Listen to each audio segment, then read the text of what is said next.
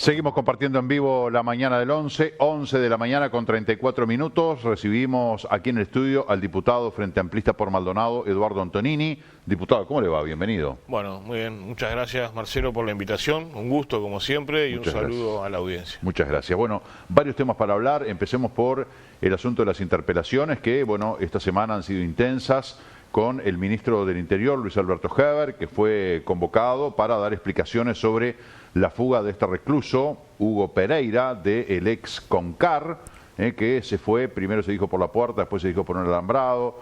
Bueno, hubo del propio ministro declaraciones cambiantes, el ministro explicó por qué, primero dijo una cosa y después dijo otra. Una interpelación que duró 20 horas, además de hablar también de el tema de la gestión del actual sistema carcelario, la seguridad en las cárceles y bueno, todo lo que conlleva.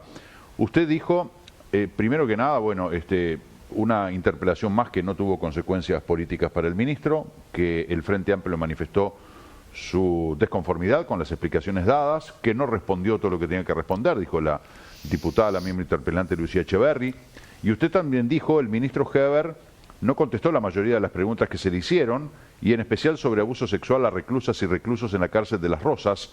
No dijo si había investigación administrativa, ni sumarios, ni separación del cargo, ni si hay denuncias ante la justicia.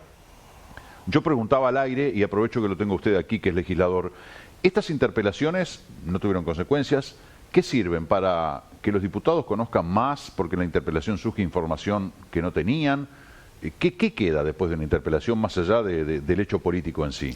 Bien, buena la pregunta. La primera respuesta que uno tiene que dar es genérica, es decir, que la interpelación que es una forma de control que tienen los parlamentos sobre el Poder Ejecutivo. Esto independientemente de quién esté en el gobierno, ¿no? O de qué lado del mostrador le toque estar. Las interpelaciones, yo creo que son muy válidas.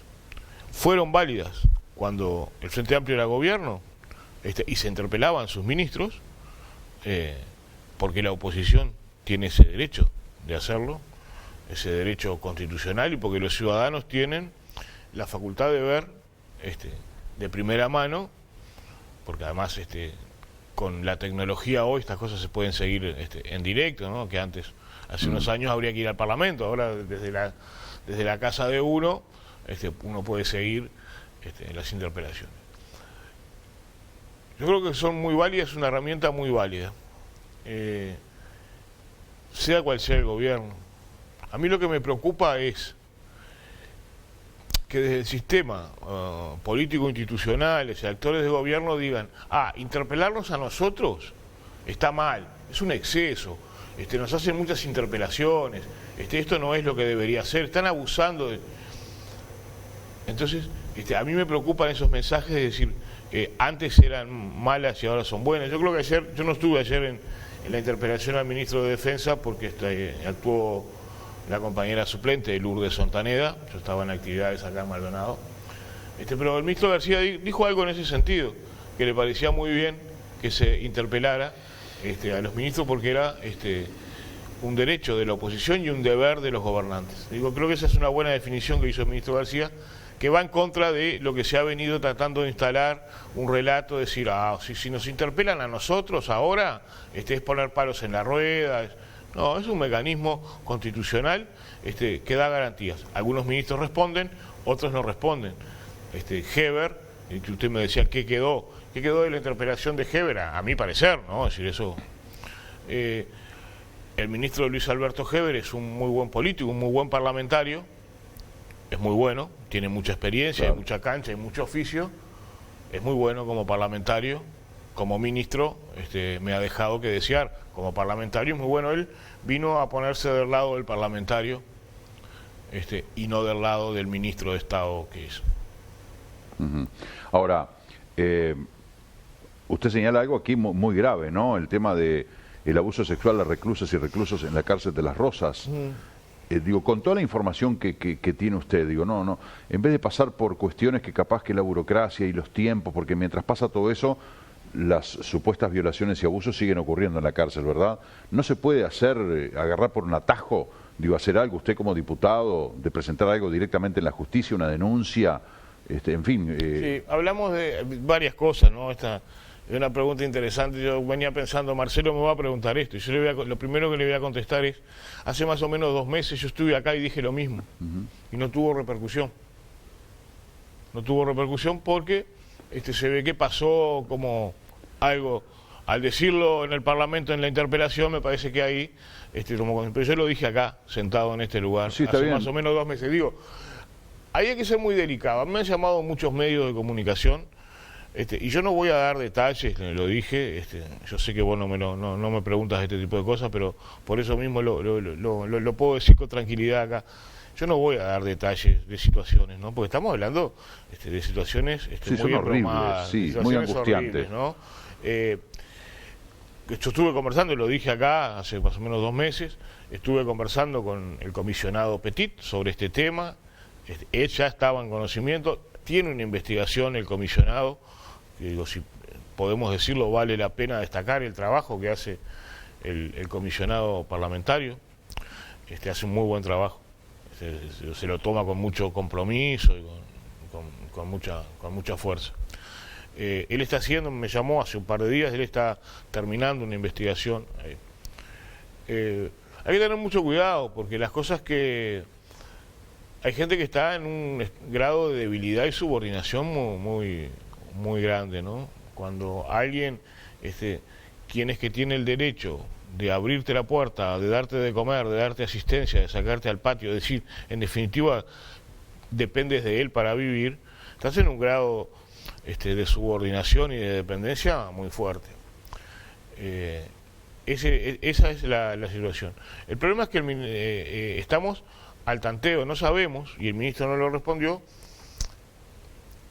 Aparentemente hay una investigación administrativa del Ministerio del Interior, pero no hay más consecuencias, aparentemente. El ministro no nos responde. Yo voy a hacer un pedido de informe para ver, porque capaz que estamos equivocados, y aunque el ministro no responda, hay otras medidas, pero en principio lo que sabemos es que no las hay. Entonces, si un guardia se durmió en el turno de la noche, puede ser objeto de una sanción administrativa, ¿no?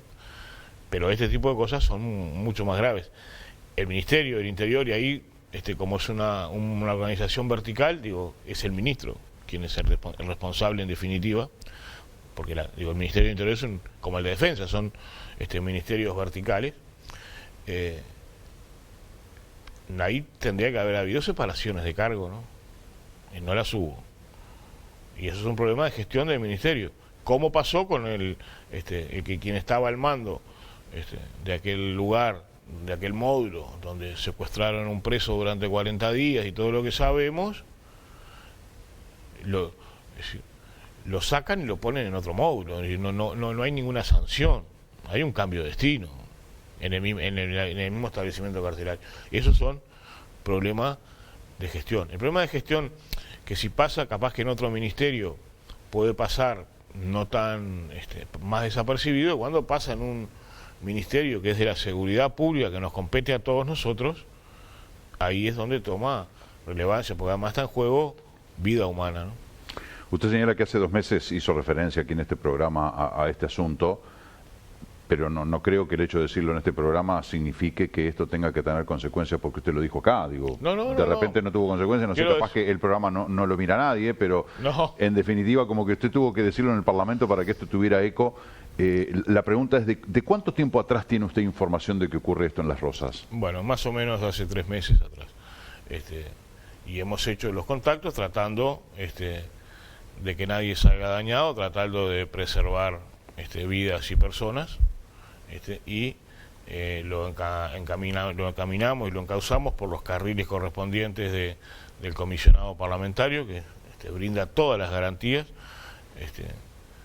de confiabilidad para ese trabajo. Han habido algunos movimientos allí en el establecimiento carcelario. Pasa que también la cárcel es algo que nadie quiere cerca, ¿no? Todo el mundo quiere una cárcel, pero nadie la quiere tener cerca ni nadie quiere saber mucho de lo que sucede en una cárcel. Yo quiero saber es si esto es de ahora o esto pasaba antes. Digo antes, no hace 3 meses, digo hace 3 años o 5 u 8 o 10. Sí, bien. Yo, como yo soy de los que dicen que nosotros con el Frente Amplio no hicimos todo bien, no soy de quien defiende a ultranza de que hicimos todo bien, puede pasar que algunas de estas cosas podrían haber pasado. Yo no tengo conocimiento de que... Porque estamos hablando, es decir, estamos hablando de guardias que sacan reclusos para tener sexo, ¿no? Estamos hablando de ese tipo de cosas. De ese tipo yo no tenía conocimiento. De otras cosas que a veces pasan en las cárceles, bueno, podrían ser. Pero este tipo de situaciones yo no tengo... No quiere decir que no pasaran, ¿eh? Lo que estoy diciendo es que... Usted no estaba... Yo no tuve nunca conocimiento. En su poder no estaba la información. No estaba ni nadie de los que me han acercado información me han dicho que sucediera. Y también vale aclarar, yo no le estoy echando la culpa que esto sea culpa del ministro. No iba por ahí la pregunta, simplemente para decir... Pero no por vos, sino por la audiencia. Claro, que no es acusando a nada. Nos encontramos con esta barbaridad y ¿cuánto tiempo hace que está ocurriendo? Porque las cosas evidentemente tienen un momento de inicio. Digo, de repente en la cárcel de Las Rosas vemos hacinamiento, vemos otras situaciones complicadas, pero capaz que esto que se está denunciando ahora nunca había ocurrido, recién es bien nuevito. Por eso era la pregunta. Usted mencionaba recién la interpelación del ministro de Defensa. Para cerrar con la interpelación del ministro del Interior, en definitiva no hubo satisfacción por parte del Frente Amplio porque quedaron muchas preguntas sin responder. ¿Y ahora qué va a pasar? Porque hay una declaración de satisfacción por parte del oficialismo. Sí, bueno, esto es de trámite. Sucedió desde el retorno de la democracia hacia acá. Los ministros de Estado son interpelados y la oposición no considera satisfactorio, mociona pidiendo la renuncia y el gobierno dice no, yo lo respaldo. Es decir, está perfecto, creo que el sistema funciona así, funcionó antes y funciona ahora. El sistema democrático y los ciudadanos, las vecinas y los vecinos serán en definitiva quienes dirán, bueno, a mí me parece bien lo que dijo el ministro, a mí no me parece bien lo que dijo el ministro. ¿Y a usted le parece que la gente, más allá de lo que dicen los informativos, va a estar 20 horas mirando una interpelación? No, todo el mundo lo mira, pero hay mucha gente que lo mira y después repica y comenta, como en todos los ámbitos de la vida. Sin duda que es una oportunidad única que tenemos como ciudadanos, ¿verdad? Como señalaba usted, si querés, o sea, buscá en internet y ahí tenés la interpelación en vivo. No precisás que nadie te la cuente ni que los informativos te editen una parte, la tenés ahí. El tema es que tenés que disponer de 20 horas para mirarlo, por lo menos algunas partes sustanciales. La interpelación del ministro de Defensa, Javier García, fue mucho más corta en cantidad de horas. El miembro interpelante, el diputado del Partido Comunista, Gerardo Núñez, que bueno, cuestionaba allí el tema de la compra de los aviones Hércules, 2 aviones que se compraron por 26 millones de dólares. El diputado Núñez cuestiona la oportunidad de la compra y los costos, a lo cual el ministro de Defensa dice que aquí hay un tema ideológico de fondo, y fue cuando dijo el Partido Comunista, porque es quien interpela, quien hace la interpelación es el Partido Comunista, no quiere Fuerzas Armadas armadas, dijo el ministro García. Si bien usted no estuvo, ¿qué le queda de esta interpelación? Bueno, yo creo que el sentido es el mismo. Quizás la interpelación al ministro Heber la gente la sintió más porque era referida a hechos que estaban sucediendo, ¿no? Es decir, la fuga del recluso Pereira, que es como una serie de televisión. El que lo encontraron el 18 de julio tomando una Sprite. Que al final lo único que no sabemos es si pidió Musarela y Fainá de Orillo o no, pero se escapó caminando, después dice que se escapó por una cerca perimetral, es decir, porque y pusieron una ropa ahí, mostraron una ropa, esta es la ropa, dijo el ministro, que se escapó, pero después saltó el ministro de Defensa y dijo, no, porque alrededor de la cárcel yo tengo 3 anillos de seguridad de mis soldados y por mis soldados no se le escapó nadie, ¿no? Entonces después la policía científica dijo que esa ropa no era de él, y para colmo de males y como detalle casi cantinflesco del asunto, el zapato que mostró el ministro no era de la talla de Pereira, no le servía. Entonces, a ver, es un ministro del Interior. Creo que estaba mucho más en la gente en el momento. Lo de los aviones Hércules, yo concuerdo con el miembro interpelante, quizás era algo que el año pasado hubiera tenido más efecto que el que tuvo hoy.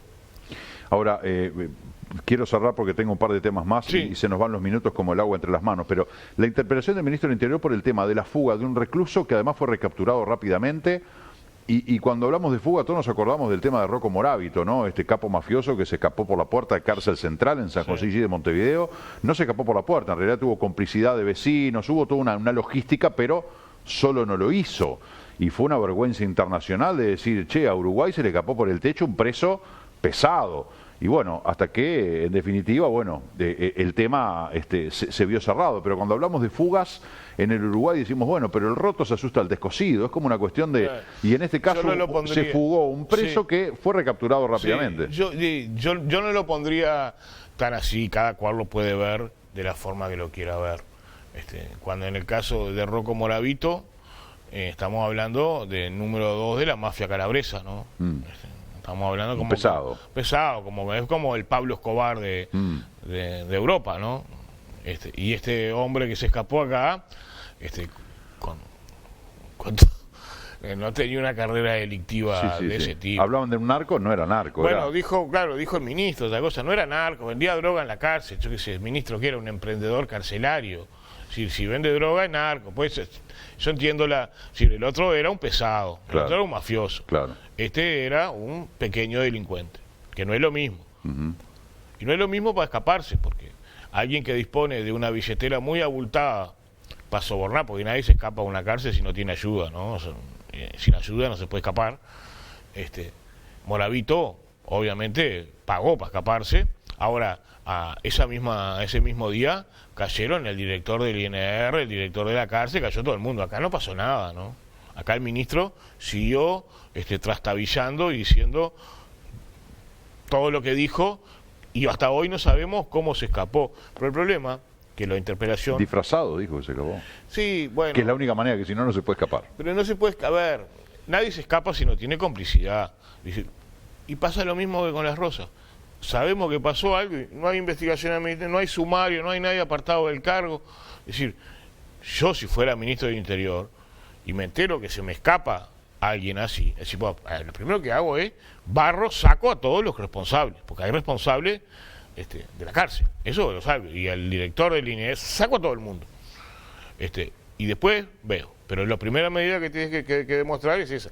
Eso no se hizo. Entonces hasta hoy no sabemos cómo se escapó. Hay versiones periodísticas de que lo dejaron escapar para que fuera a buscar un dinero que parece que tenía hecho de algún hecho delictivo. Entonces por eso es que se alojó con su cédula en un hotel. Todos sabemos que los hoteles, la policía controla a diario los hoteles. Es decir, no...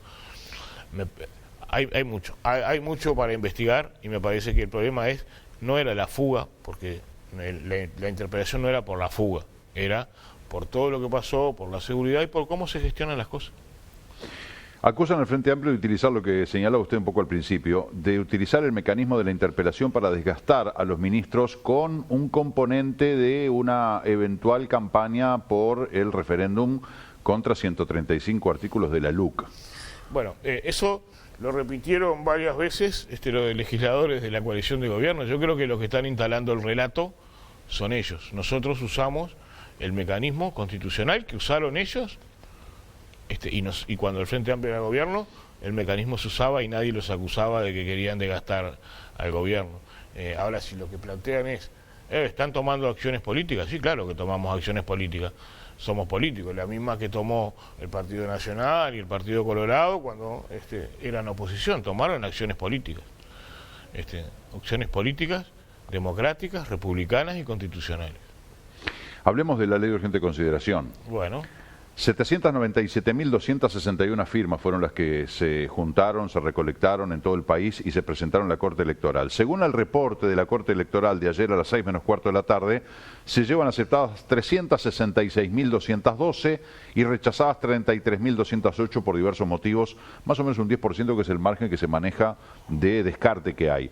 Se necesitan 671.544 firmas para habilitar el referéndum, que es un 25% del padrón electoral. Y bueno, hay un colchón, la Comisión Pro Referéndum presentó las firmas requeridas y un colchón de 126.000 firmas, o sea, hay 126 firmas más de las que se necesitan, previendo el descarte que, bueno, absorbe cómodamente ese 10%, por lo cual todos estos números que pueden ser engorrosos derivan en que muy probablemente, seguramente diría yo, va a haber referéndum el año que viene. La Corte Electoral tiene 150 días hábiles, que son unos 6 meses más o menos, para pronunciarse. Se presentaron a principios de julio, fueron las firmas. Sí. El gobierno va a salir a defender la LUC, obviamente, y el Frente Amplio y el PIT-CNT a fundamentar por qué esos 135 artículos se quieren derogar y, bueno, ¿por qué no son buenos? El gobierno dice que hay mentiras, bolazos y cuestionamientos falsos por parte de los opositores a la ley, alegando de que de esos 135 artículos varios fueron votados por el Frente Amplio y ahora los quieren derogar, en fin. ¿Cómo entiende usted que debe ser la campaña que se haga por el referéndum contra estos artículos de la LUC? Bien, primer cosa para entrar en ambiente, es decir, estamos hablando de un mecanismo constitucional, ¿no? Por supuesto. Previsto por la Constitución de la República, y es un elemento republicano de democracia directa. Por lo tanto, no hay que asustarse ni de quien junta firmas, ni de que haya un referéndum, y lo digo porque sea un referéndum por los 135 artículos de la LUC, o lo que fueron el referéndum para derogar la ley trans, o lo que fue un referéndum para una campaña que hizo la baja de imputabilidad o la reforma a vivir sin miedo. El hoy fallecido Larrañaga, que hizo un referéndum en el periodo pasado para una campaña que se llamaba Vivir sin miedo. Es un mecanismo republicano y constitucional donde los ciudadanos que sienten que tienen que firmar para habilitar eso lo hacen, estén de acuerdo o no, porque a veces hay mucha gente que firma porque está de acuerdo en el mecanismo. Para habilitar una discusión. Exactamente, y para decidir, en definitiva, de forma directa.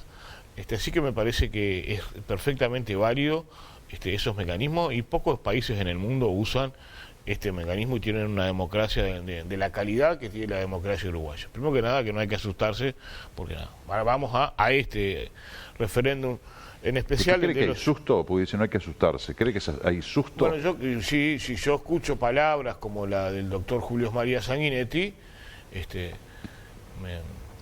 me hacen acordar a que cuando pone cucos y miedos, por ejemplo. Lo digo porque ha sido uno de los actores que me parece que los argumentos no son varios.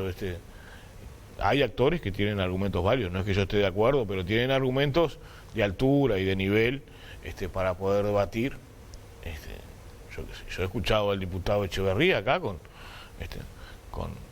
con altura, plantear elementos, no desde el miedo, desde el cuco, desde asustar, y algunos que, bueno, también han todas esas cosas que usted dijo que acusan, en realidad las han dicho ellos. Pero bueno, esperemos que sea una discusión con altura. Nosotros vamos a defender, yo creo que nosotros, desde los que apoyamos derogar esos 135 artículos, yo creo que nuestro diálogo es con la gente más que con el gobierno, porque ellos, cuando nosotros juntamos la firma, no quisieron debatir, no quisieron hablar, nos ignoraron, y nosotros hicimos la campaña conversando con la gente. Yo insisto, y esto es una visión mía, yo creo que la campaña nuestra tiene que ser primordialmente debatiendo con las vecinas y los vecinos en el mano a mano. De todas maneras va a haber una campaña nacional y bueno, ahí trabajaremos, que se está organizando, o ya desde hace un par de días que sacaron el logo que se va a usar, y eso hay una campaña, bueno, que ahí trabajaremos en ello. Este referéndum no es obligatorio. No. A la hora de votar, como se establece, quienes deseen adherir podrán hacerlo. ¿No se entrevera el ambiente con, por ejemplo, porque a ver, el referéndum probablemente sea en marzo del año que viene, ¿no? Es muy probable. Es muy probable. Quiere decir que a partir de que se pronuncie la Corte, si hablamos de que las firmas se entregaron en julio, agosto, septiembre, octubre, noviembre, antes de fin de año la Corte se va a pronunciar. Va a haber una campaña electoral en verano. Ya hay campaña electoral, digo, en torno a la LUC. Sí. Tenemos elecciones del BPS en noviembre que sí son obligatorias. Hay elecciones de BPS en noviembre y el Frente Amplio, nuestra fuerza política, tiene elecciones el 5 de diciembre. Exactamente, el 5 de diciembre con los tres candidatos que ya se conocen, Ivonne Pasada, Gonzalo Sibila y Fernando Pereira. Sí. No hay mucho ruido en el ambiente, pensando en la ciudadanía, porque de repente los políticos están acostumbrados, ¿no?, a este trajín, pero la gente... Puede ser, yo creo que Uruguay tiene una tradición democrática muy fuerte. Fíjese que si seremos un pueblo con tradición democrática, que acá una dictadura se tuvo que ir sola, ¿no? Una dictadura militar que tenía el poder de las armas, que tenía todo, y se tuvo que ir sola. Digo, acá no hubo ni una lucha armada para que se fuera. Ni una lucha armada, ni una invasión, ni vino nadie, invadió el país, dijo vamos a sacarlo, nada. Acá se fueron porque la gente no aceptaba, porque hicieron un plebiscito, ¿se acuerdan? Usted más o menos tiene que acordarse que hubo un plebiscito, sí, claro, ya en el 80. En el 80. Y la ciudadanía le dijo no a un cambio en la Constitución que proponían los militares, bueno, que ahí se perpetuaban ellos en el poder. La gente le dijo que no. Y bueno, y tuvieron que ir aflojando hasta que tuvieron que habilitar la democracia. Así que si será fuerte la tradición democrática de este país, yo creo que esas son las cosas importantes a resaltar y algo que no podemos perder, Marcelo. No nos puede ganar esa grieta que a veces se intenta instalar, porque podremos tener visiones diferentes. No. Sí, a mí me preocupa muchísimo eso, porque nosotros podemos tener visiones diferentes y tenemos, de hecho, con los partidos, por algo estamos en partidos políticos diferentes, podemos tener visiones ideológicas que son válidas. Mire, ideológico no es una mala palabra. Podemos tener visiones ideológicas y políticas diferentes, pero somos vecinos. En Maldonado somos todos vecinas y vecinos. En el país también somos uruguayos y uruguayas. Entonces, cuando hay diálogo y hay respeto, y este país tiene una amplia tradición de respeto del uno por el otro, que no lo podemos perder. A mí me preocupa cuando aparecen esos tipos de odiadores seriales, ¿no? Que no importa nada, sino importa agredir al otro. Yo creo que esas cosas, que por suerte son los menos, hoy se repican más porque las redes sociales amplifican todo. Han amplificado, pero son los menos, y no nos podemos dejar ganar con eso, porque un mensaje me parece que es importantísimo. Desde el odio no se construye desde el amor a lo que uno hace, ¿no? Del amor a la militancia política, del partido que sea, del amor al trabajo por el prójimo, del amor por hacer cosas, del amor a los pequeños gestos que construyen nuestra sociedad día a día. A veces capaz que lo que hago yo, que por circunstancialmente estoy en el Parlamento, es visible para muchos, pero esto funciona porque de los pequeños hechos cotidianos de la gente, el vecino que está enfermo y el vecino de al lado que le alcanza la comida porque está enfermo, el que no tiene nada y hay un vecino que lo ayuda, las ollas populares, que hay gente que está pasando mal y hay gente que se organiza para apoyar eso. Es decir, hay 10.000 acciones más chicas que no salen en los medios de prensa ni en las redes sociales, que suceden todos los días, que es lo que construyen lo que somos como uruguayos y lo que somos como sociedad en Maldonado. Yo creo que me interesa mucho que más allá de las discrepancias políticas podamos entre todos tener un diálogo de respeto y saber que con el odio no construimos nada, ¿no? Estoy de acuerdo con usted, y para cerrar el tema de la LUC, ojalá que sea una campaña con altura, de argumentos, de uno y de otro lado, para que la gente esté informada, más allá de que como ciudadanos tenemos que aportar nuestro grano de arena, sentarnos y leer de qué se trata, no votar o no votar por el grito de la tribuna, no, tenemos que ser conscientes, ¿verdad? Y de repente, como mucha gente que ha firmado, porque dice, yo estoy de acuerdo con la ley, pero me parece válido que haya un debate, que se genere una discusión democrática y que después la gente resuelva, porque esto en ancas de que mucha gente no tiene ni idea de lo que contiene la ley de urgente consideración, porque es muy amplia, toca muchos temas y tiene un montón de artículos. Se nos terminó el tiempo, le quería preguntar por el caso Cardoso. Usted, el Frente Amplio presentó una denuncia penal, usted y el diputado Cayani, digamos, son dos de las caras visibles, podríamos decir, pero hay un respaldo de la fuerza política en el entendido de que hay sospechas de irregularidades en lo que ha sido la gestión de año y poco del ex ministro Cardoso.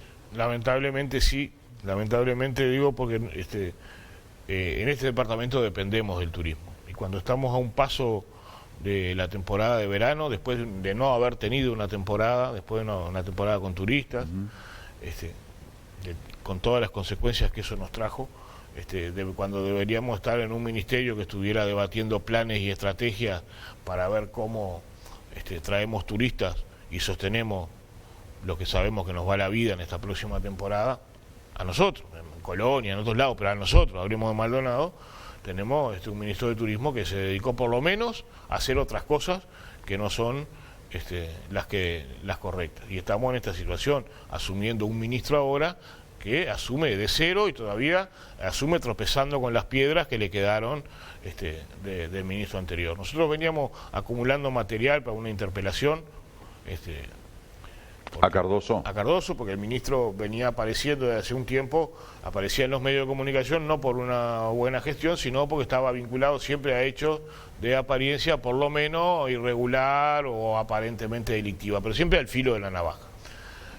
Resulta que, bueno, saltan las investigaciones periodísticas del semanario Búsqueda, nosotros pedimos la comisión investigadora, estoy tratando de resumir por el tiempo, la comisión investigadora, que él también solicita una cosa extrañísima, es decir, el acusado, quien se retira de un ministerio bajo acusación, que el presidente de la República no le tiene más la confianza política, por eso le acepta la renuncia, porque si no, no le acepta. Nadie en este país piensa que se fue Cardoso por motus propio, se fue porque no había confianza política en él. El que se retira acusado bajo sospecha ahora es denunciante de sí mismo en una comisión investigadora, una cosa rarísima. La coalición de gobierno eligió el peor de los caminos en vez de la transparencia de un caso que hace un mes y pico viene conmocionando a la opinión pública. Todos los días seguimos hablando de eso. Cuando la gente quería transparencia, el gobierno lo blinda, entonces hace que el acusado se siente al lado mío como codenunciante de sí mismo. Es una cosa, un mamarracho, pero va de mamarracho, tiene un problema. Cuando vengan a sentarse a declarar funcionarios que hasta hace un tiempo estaban en grado de dependencia con él, ¿van a poder declarar abiertamente o él les va a estar preguntando y los va a estar indagando? ¿Hay garantías para esos funcionarios? ¿Hay garantías para las empresas, los empresarios que se van a sentar allí a hablar con alguien que hasta hace unos días era el ministro y ahora hay otro ministro que tiene que seguir trabajando con el ministerio, con un ministro que es del mismo partido? No hay garantías. Está claro que no hay, por eso decidimos presentar la denuncia penal, porque los abogados nos dicen que hay irregularidades administrativas y podrían existir irregularidades penales. Por lo tanto, hoy lo va a decidir la justicia. Hoy, eso le iba a preguntar, ¿qué plazos se manejan para que haya novedades? No, la justicia no tiene... Usted decía hoy porque está en manos de la justicia. Claro, hoy está en manos de la justicia, el secreto de sumario, obviamente. La justicia ahora, el fiscal indagará, hará las indagaciones que tenga que hacer, se llamará a declarar a quien tenga que hacer, y la justicia se va a expedir. Digo hoy que hoy está en manos de la justicia. Entendí. Perfecto. Antonini, se nos terminó el tiempo, lamentablemente son muchos temas amplios cada uno de ellos como para compendiar en 20 minutos, pero bueno, no queríamos dejar de tocar ninguno y seguramente vamos a seguir conversando con usted y con otros actores políticos sobre estos temas que son todos de mucho interés. Gracias por habernos acompañado este rato. No, por favor, un gusto y vuelvo a reiterar el saludo a la audiencia. Muchísimas gracias, Eduardo. Señoras y señores, hacemos la pausa, 12:06, ya volvemos.